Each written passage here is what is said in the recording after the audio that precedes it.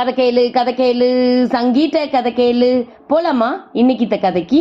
இன்னைக்கு கதை ஐயாசாமி தாத்தாவும் ஆட்டுக்கள் மீசையும் அப்படிங்கிற புத்தகத்துல இருந்து எடுத்திருக்கேன். இந்த புத்தகத்தை எழுதினது மலையாளத்துல மாலி அப்படிங்கிறவங்க, தமிழ்ல உதயசங்கர் ஐயா எழுதியிருக்காங்க. வானம் பதிப்பகம் வெளியிட்டிருக்கு. இதோட விலை 80 ரூபாய். இன்றைய கதையின் தலைப்பு கயிறு இழுக்கும் போட்டி. என் பேரு மிஸ்டர் டொக்கு, என் பேரு மிஸ்டர் டொக்கு, என் பேரு மிஸ்டர் டொக்கு. நான் அழகான சின்ன ஆமை, நான் அழகான சின்ன ஆமை. என் பேரு மிஸ்டர் டொக்கு, நான் அழகான சின்ன ஆமை. கடல்ல நீந்தி போவேன், சலக்கு தலக்கு சலக்கு தலக்கு சலக்கு தலக்கு சலக்கு தலக்கு. கரையில நடந்து போவேன், டக்கு டக்கு டக்கு டக்கு டக்கு டக்கு டக். என் பேரு மிஸ்டர் டொக்கு, நான் அழகான சின்ன ஆமை. ஆமாங்க, அது அழகான சின்ன ஆமை தான். அந்த ஆமை என்ன பண்ணுதுன்னு பார்க்கலாம். ஒரு நாள் என்ன ஆச்சு, அந்த ஆமை காட்டு பக்கமா நடந்து போயிட்டு இருந்தது. அப்ப ஒரு பெரிய யானை எல்லாத்துக்கிட்டையும் பேசிட்டு இருந்துச்சு. இந்த உலகத்திலேயே நான் தான் வலிமையானவன், என்னை விட வலிமையா இந்த உலகத்துல யாருமே இருக்க முடியாது. எங்கூட போட்டி போட்டு யாருனாலையும் ஜெயிக்க கூட முடியாது. என்னை விட திறமசாலியோ பலசாலியோ யாருமே கிடையாது இந்த உலகத்துல அப்படின்னு சொல்லிட்டு இருந்துச்சு. அதை கேட்டுட்டு வாயை பொளந்து பார்த்துட்டு இருந்தது நம்ம ஆமை. அப்படியே கடலுக்கு போலான்னு சொல்லிட்டு சலக்கு தலக்கு சலக்கு தலக்குன்னு கடலுக்குள்ள நீந்தி போனா அங்க திமிங்கலம் ஒரு கூட்டத்தையே வச்சு என்னமோ சொல்லிட்டு இருக்கு. இந்த கடல்லையே பெரிய ஆளு நான் தான், இந்த உலகத்திலேயே வலிமையானவன் பலசாலி எல்லாமே நான் தான், திமிங்கலம் மட்டும்தான், அதை தெரிஞ்சுக்குங்க அப்படின்னு சொல்லிட்டு இருந்துச்சு. இத ரெண்டையும் கேட்டோன்னையும் ஆமைக்கு ஒண்ணு தோணுச்சு.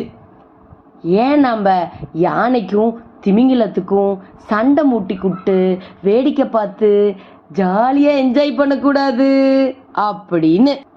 ரெண்டும் அடிச்சுக்கிச்சுன்னா நமக்கு சந்தோஷம் தானே அப்படின்னு நினைச்சுக்கிட்டு திமிங்கலம் கரைக்கு வந்ததில்ல, அதுக்கு யானையை தெரியாது. யானை கடலுக்கு வந்ததில்ல, அதுக்கு திமிங்கலத்தை தெரியாது. அப்புறம் என்ன, நம்ம வேலைய ஆரம்பிக்க வேண்டியதுதான் அப்படின்னு ஆமை அந்த யானையை பாக்குறதுக்காக போச்சு. போய் யானை மாமா கடல்ல திமிங்கலம்னு ஒரு பெரிய உயிரினம் இருக்கு, அது எல்லாத்துட்டையும் சொல்லிட்டு இருக்கு அதுதான் பலசாலி அப்படின்னு. நான் சொன்னேன் யானைன்னு ஒருத்தர் காட்டுல இருக்காங்க அப்படின்னு. அதெல்லாம் எனக்கு தூசி, எந்த போட்டி வச்சாலும் நான் தான் ஜெயிப்பேன் அப்படின்னு சொல்லுதுங்க யானை மாமா. நீங்க அவரோட மோதிரக்கு ரெடியா கயிறு இழுக்கிற போட்டி வச்சுக்கலாமா அப்படின்னு கேட்டுச்சு அந்த ஆமை. கொஞ்ச நேரம் யோசிச்சு பார்த்துட்டு யானை தலையை மட்டும் ஆட்டுச்சு.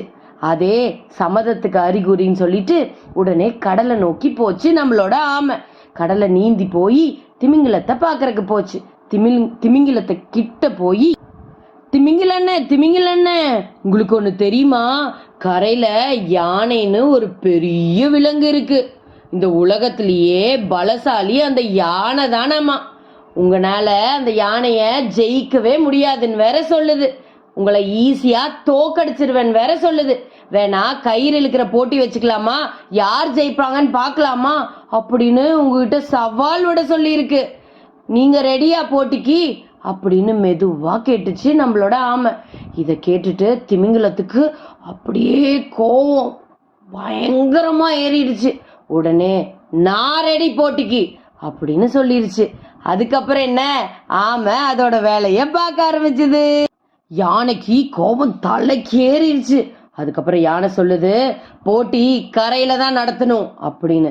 ஆனா திமிங்கலம் சொல்லுச்சு போட்டி கடல்ல தான் நடத்தணும் அப்படின்னு. அப்ப யானை கிட்ட போய் யானை சொல்லுச்சு திமிங்கலம் எப்படி கரைக்கு வர முடியும், அதனால கரைக்கு வர முடியாது யானை மாமா அப்படின்னு சொல்லுச்சு. அதே மாதிரி திமிங்கலத்திட்ட போய் திமிங்கலண்ணே யானைனால கடலுக்குள்ள வர முடியாது, அதனால போட்டியை நம்ம கடலுக்குள்ளேயும் வைக்க முடியாது, 2 பேரும் கொஞ்ச நேரம் அமைதியா இருங்க, நான் ஒரு நல்ல யோசனையோட வரேன் அப்படின்னு கொஞ்ச நேரம் யோசிச்சுட்டு ஒரு அருமையான யோசனையோட வந்தது நம்ம ஆனை. இல்ல ஆமை கயிறு இழுக்கும் போட்டிய கடற்கரையில வச்சிடலாம், கரையில யானை நின்னுக்கட்டும், கடலுக்குள்ள திமிங்கலம் இருக்கட்டும், அதுக்கப்புறம் 2 பேரும் கயிறை இழுக்கட்டும், யார் ஜெயிக்கிறாங்கன்னு பார்க்கலாம் அப்படின்னு முடிவெடுத்து 2 பேத்துக்கிட்டையும் சொல்லிருச்சு. ஒரு 2-3 நாள் கழிச்சு போட்டி நடக்கிற நாளும் வந்துச்சு. திமிங்கலமும் தயாரா இருந்துச்சு, யானையும் போட்டிக்கு தயாரா இருந்துச்சு. யானை போட்டிக்கான இடத்துக்கு வந்து சேர்ந்துச்சு. அதுக்கு சப்போர்ட் பண்றதுக்காக காட்டுல வாழ்ற எல்லா உயிரினங்களும் அதை சுத்தி நின்னுச்சு. சிங்கம், கரடி, புலி, மானுன்னு ஏராளமான மிருகங்கள் நம்ம யானைக்கு சப்போர்ட்டா பக்கத்துல வந்து நின்னுச்சு. என்ன, நம்ம திமிங்கலம் மட்டும் சாதாரண ஆளா? திமிங்கலத்தை சுத்தி நிறைய நீர்வாழ் பிராணிகள் சத்தம் போட்டுட்டு ஆரவாரம் பண்ணிக்கிட்டு திமிங்கலத்துக்கு உற்சாகத்தை கொடுத்தது. முதல்ல கும்பு சொரா, செம்மீன், அந்த மாதிரி எல்லா வகையான மீன்களும் சுத்தி நின்னுக்கிட்டு திமிங்கலம் தான் ஜெயிக்க போகுது அப்படின்னு கத்தவும் ஆரம்பிச்சிருச்சு. யானையை சுத்தி இருக்கிற விலங்குகள் எல்லாம் யானைக்குத்தான் வெற்றி, யானைக்குத்தான் வெற்றி, வெற்றி வெற்றி, யானைக்குத்தான் வெற்றி அப்படின்னு சத்தம் போட ஆரம்பிச்சிருச்சு. திமிங்கலத்தை சுத்தி இருக்க நீர்வாழ் பிராணிகள் எல்லாமே ஜெயிப்பது யாருங்கோ, அது திமிங்கலம் தானுங்கோ, ஜெயிப்பது யாருங்கோ, அது திமிங்கலம் தானுங்கோ அப்படின்னு பாட்டாவே படிச்சுட்டாங்க. திமிங்கலமும் யானையும் கயிறு இருக்கிற போட்டிக்கு தயாரா நின்றுட்டு இருந்தாங்க. கடலுக்குள்ள திமிங்கலம், கடலுக்கு வெளியில யானை. நம்ம ஆமை என்ன பண்ணுச்சு அப்படின்னா, ஒரு பெரிய கயிறை எடுத்துக்கிட்டு அங்க வந்துச்சு. 2 முடிவுலையும் வட்டமா ஒரு முடிச்ச போட்டுது. ஒரு எண்டை கொண்டு போய் நம்ம யானையோட கழுத்துல போட்டுச்சு, இன்னொரு பகுதியை கொண்டு போய் திமிங்கலத்தோட கழுத்துல போட்டுச்சு. அதுக்கப்புறம் அந்த கயிறோட நடுவுல வந்து நின்னுக்கிட்டு ஒரு பெருங்குரல்ல இழுங்க, போட்டிய ஆரம்பிக்கலாம் அப்படின்னு கத்துச்சு. யானையும் இழுக்க ஆரம்பிச்சது, திமிங்கலமும் இழுக்க ஆரம்பிச்சது. யானையும் இழுத்துது இழுத்துது இழுத்துது, திமிங்கலமும் இழுத்துது இழுத்துது இழுத்துது. பார்வையாளர்கள் எல்லாரும் அப்படியே மூச்சு அடக்கிட்டு யார் ஜெயிப்பாங்க அப்படின்னு கண்ணை சிமிட்டாம 2 பேத்தையும் பார்த்துட்டு இருந்தாங்க. யானைக்கு பின்னாடி நின்னவங்க எல்லாரும் யானைதான் ஜெயிக்கும், யானைதான் ஜெயிக்கும் அப்படின்னு சத்தம் போட்டாங்க. திமிங்கலத்துக்கு பின்னாடி நின்ன அத்தனை பேரும் திமிங்கலம் தான் ஜெயிக்கும், திமிங்கலம் தான் ஜெயிக்கும் அப்படின்னு சத்தம் போட்டாங்க. யானை முன்னாடி 4 அடி வந்துச்சு, திமிங்கலம் பின்னாடி 4 அடி போச்சு. உடனே எல்லாரும் கத்த ஆரம்பிச்சுட்டாங்க. அதுக்கப்புறம் யானை 8 அடி பின்னாடி போச்சு, திமிங்கலம் 8 அடி முன்னாடி வந்துச்சு. எல்லாரும் பயங்கர சத்தமா கத்த ஆரம்பிச்சுட்டாங்க. யானை 4 அடி முன்னாடி வந்தோன்னையும் நீர்வாழ் பிராணிகள்லாம் திமிங்கலம் தான் ஜெயிக்கும், திமிங்கலம் தான் ஜெயிக்கும் அப்படின்னு சத்தம் போட்டுச்சுங்க. திமிங்கலம் 8 அடி முன்னாடி வந்தோன்னையும் கடல்ல இல்ல, காட்டுல இருக்கிற விலங்கான யானை தான் ஜெயிக்கும் அப்படின்னு காட்டு விலங்குகள் எல்லாம் பயங்கர சத்தமா கத்த ஆரம்பிச்சுட்டாங்க. கொஞ்ச நேரம் பார்த்தா யானை தான் ஜெயிக்க போகுது அந்த மாதிரி தெரிஞ்சிச்சு, கொஞ்ச நேரம் பார்த்தா திமிங்கலம் தான் ஜெயிக்க போகுது அந்த மாதிரி தெரிஞ்சிச்சு. அப்ப என்ன பண்றதுன்னே தெரியாம பார்வையாளர்கள்லாம் கண்ணை சிமிட்டாம அவங்க 2 பேத்தையுமே பார்த்துட்டு இருந்தாங்க. யானையும் திமிங்கலமும் போராடி போராடி போராடி 2 பேரும் 2 பக்கமும் அவங்களோட அத்தனை முயற்சியும் கொடுத்து கயிறை இழுக்க ஆரம்பிச்சாங்க. இழுங்க இழுங்க இழுங்க அப்படின்னு சொல்லிட்டு 2 பேரும் ரொம்ப வேகமா இழுத்தாங்க. 2 பேரும் அத்தனை சக்தியும் திரட்டி ரொம்ப வேகமா இழுத்தாங்க. கொஞ்ச நேரத்துல டப் அப்படின்னு பட்டுன்னு கயிறு அந்து போச்சு. ஆட ஆத்தாடி அப்படின்னு பார்த்துட்டு இருந்தவங்க எல்லாரும் கயிறு அந்து போச்சா, யானை பறந்து போய் பின்னாடி மரத்து மேல விழுந்தது, நம்ம திமிங்கலம் அப்படியே குட்டிக்காரன் அடிச்சு கடல்ல பின்னாடி போய் விழுந்துருச்சு. பார்த்துட்டு இருந்தவங்க எல்லாரும் பொக்குன்னு அவங்கவுங்க வேலையை பார்க்கறதுக்காக திரும்பி போயிட்டாங்க. என்னடா அது இப்படி ஆயிடுச்சே, கயிறு அந்து போச்சே அப்படின்னு எல்லா விலங்குகளும் சோகமா அவங்க வேலையை பார்க்க போயிட்டாங்க.